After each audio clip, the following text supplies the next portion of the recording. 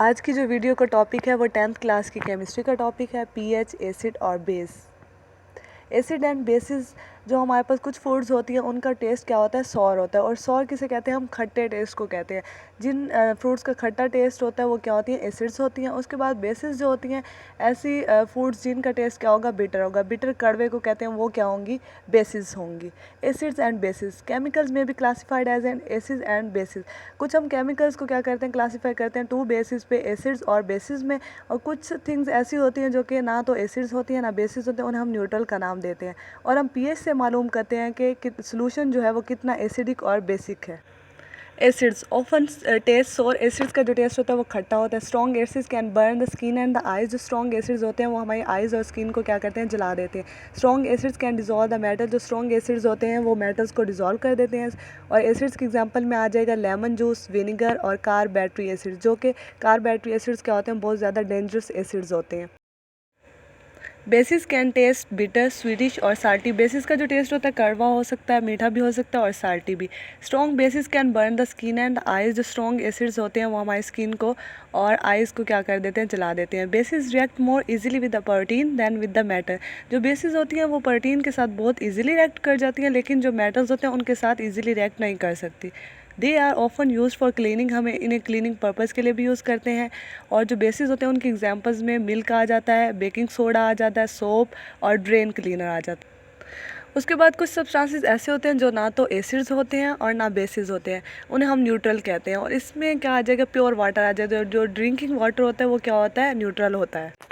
Next है pH. A special name is given to the acid और base characteristics that a substance has, it is called pH. PH जो है वो एक special name है जो एसिड और बेस की कैरेक्टरिस्टिक्स को हम देते हैं।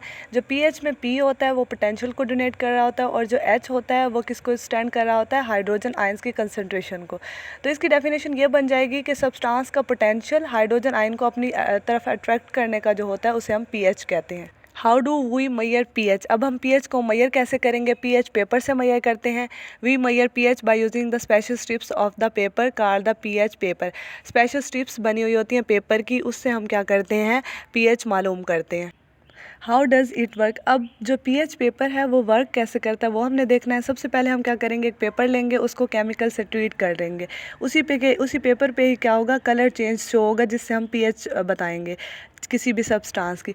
सबसे पहले हमने पेपर लिया, उसको हमने क्या कर लिया, केमिकल से ट्रीट कर लिया। और उसके बाद फिर हम उस पेपर को लेके जाएंगे उस सब्सटेंस के पास जिसकी हमने पीएच मालूम करनी है। हमने देखना है कि वो एसिड है या फिर बेस है, उसके पास लेके जाएंगे। फिर हम उसको टच करवाएंगे जाके, और फिर उसका क्या होगा, कलर चेंज शो होगा। उस कलर चेंज से हम बताएंगे कि ये एसिड है या फिर बेस है। अब जो पीएच पेपर पे कलर चेंज आ जाएगा, उस कलर चेंज को, उस पेपर को हम लेके जाएंगे। उसे हम क्या करेंगे, एक होता है पीएच स्केल होता है, उस पीएच स्केल के पास लेके जाएंगे। वहाँ पे सारे कलर्स भी शो किए हुए होते हैं, एसिड्स और बेसिस के और फिर न्यूट्रल सब्सटेंसेस के। उसके साथ उनकी क्या होती है, पीएच भी लिखी हुई होती है। और जो पीएच स्केल होती है उसकी पीएच रेंज क्या होती है, 0 से 14 तक होती है। वहाँ पर हम जाके जो कलर्स होंगे उनके साथ जाके अपनी स्ट्रिप का कलर मैच करेंगे। और वो जिसके साथ कलर मैच हो जाएगा फिर हम उसकी क्या होंगे, पीएच स्केल पे उसकी पीएच देखेंगे कि पीएच का कौन सा नंबर है। जब हम पीएच देख लेंगे फिर हम उसके बाद देखेंगे कि ये कौन सी पीएच रेंज में एसिड है या फिर बेस है। Any substance which has the pH value of less than 7 is considered as an acid। ऐसा सब्सटेंस जिसकी जो वैल्यू होगी pH की वो 7 से लेस होगी, 0 और 7 की रेंज में होगी, वो सब्सटेंस जो होगा वो होगा acid substance. pH of the 7 is called the neutral, neither acid और nor base। और ऐसे सब्सटेंसेस जिनकी pH क्या होगी, 7 की रेंज पे होगी, वो सब्सटेंसेस क्या होंगे, न्यूट्रल होंगे, ना तो वो एसिड होंगे ना फिर बेसिस होंगे। Any substance which has the pH value greater than 7 is a base। ऐसे सब्सटेंसेस जिनकी pH क्या होगी, 7 से अबव होगी, 7 से 14 की रेंज में होगी, वो हमारे पास क्या होंगी, बेसिस होंगी। पीएच स्केल, उसके बाद जो पीएच स्केल होगा वो इस तरह का बना हुआ होगा, एक टेबल सा बना हुआ होगा, उसमें क्या होंगे, डिफरेंट कलर्स दिए हुए होंगे और साथ उनकी क्या होगी, पीएच रेंज भी लिखी हुई होगी। तो जो पीएच स्केल होता है उसकी रेंज क्या होती है, 0 से 14 तक उसकी रेंज होती है। 0 से जो 7 तक होते हैं वो 0 से 7 तक एसिड होंगे, और उसके बाद जो 7 होगा उस पर न्यूट्रल सब्सटेंसेस होंगे, और जो 7 से 14 तक होंगी वो बेसिस होंगी।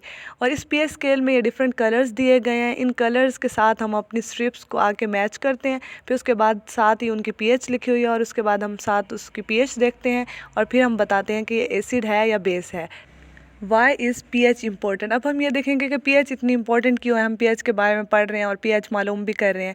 तो इसमें हम एग्जांपल ले लेते हैं सबसे पहले फ़िशेज़ की। जो फ़िशेज़ होती हैं वो एक स्पेसिफिक pH में ही रह सकती हैं। जो वाटर होता है उसकी pH क्या होती है, 7 होती है और वो न्यूट्रल होता है, ना एसिड होता है ना बेस होता है। इसलिए फ़िशेज़ क्या होती हैं उसमें ईज़िली सर्वाइव कर सकती हैं। अगर उस वाटर की जो pH है वो बहुत ज़्यादा हाई हो जाए या फिर बहुत ज़्यादा लो हो जाए तो फ़िशेज़ क्या होंगी, उसमें सर्वाइव नहीं कर सकेंगी, उनकी डेथ अकर हो जाएगी। दूसरी एग्जांपल दी हुई है सॉइल की। जो सॉइल होती है उसमें भी क्या होती है, एक स्पेसिफिक रेंज में उसमें जो प्लांट्स होते हैं वो हेल्दी ग्रोथ करते हैं। इसी तरह अगर जब सॉइल की जो पीएच होती है वो बहुत ज़्यादा हो जाएगी या फिर बहुत ज़्यादा कम हो जाएगी तो फिर क्या होगा, जो प्लांट्स होंगे उनकी हेल्दी ग्रोथ नहीं होगी।